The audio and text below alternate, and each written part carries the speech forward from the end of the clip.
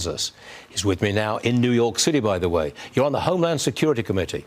What executive action from Biden that he could take today that would secure the border? Was to tell Rachel to be careful out there, first of all. Absolutely. But two very simple things is he could go back to remain in Mexico and stop the parole. Joe Biden has paroled over 2 million illegal immigrants since he's become president. On the other hand, you had President Trump and President Obama paroling maybe 10 or 20,000 people in their 4 years. So stopping parole, remain in Mexico, probably eliminates about 80% of the people illegally crossing. But the Mexican government, they have to accept that. They've got to say, yeah, okay, we'll take them back. And they wouldn't, would they? Well, they should. Our number one trade partner right now is Mexico. Okay, use trade as leverage. Absolutely. So That's Joe Biden says he's the greatest person manager of national security and foreign policy.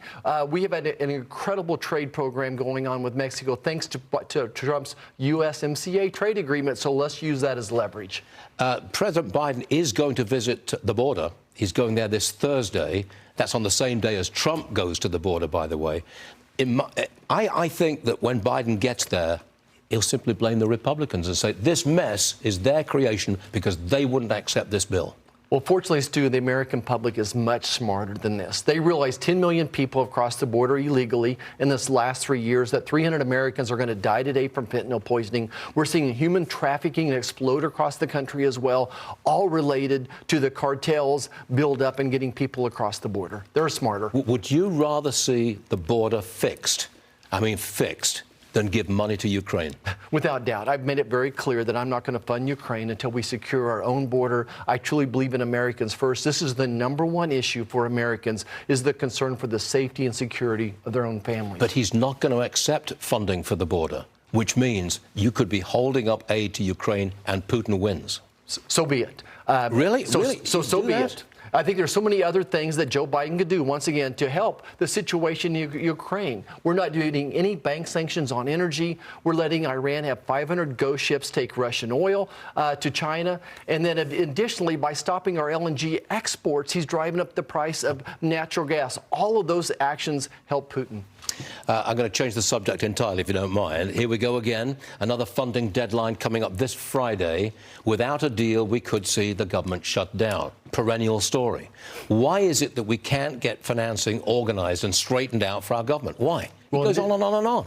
Well, listen, what everybody needs to understand in America is Joe Biden and Chuck Schumer want to use the shutdown threat as leverage so they can write the bill. They want an omnibus bill that they can figure out where all the money is going to go to and add their Ukraine funding on it as well. So this is all very, very skilled, that this is what they want to do. Our Budget Committee and the Senate Appropriations Committee finished their job in July of last year, and we've yet to bring all those bills to the floor. So they want this problem. Yeah, but isn't the fundamental problem that you can't stop American politicians from spending money? And that's both sides of the fence. You really don't want to cut spending seriously, do you? Because if you did, you'd get a recession and you'd lose the election. Well, we'll see. Sorry, but I'm being rather dogmatic here. Right, and this is why I want a long-term fix, and we want to go back to the Budget Act of 1974, which requires certain deadlines for the president to submit a budget. We haven't even finished this year's budget, let alone work on next year's budget. We're past deadline for the president's budget for the next fiscal year. Stu, this is no way to run a business. No family runs like this as well. But this is why I support a continuing resolution, which actually is going to force a 1% cut, $100 billion savings, and maybe stabilize this inflation issue.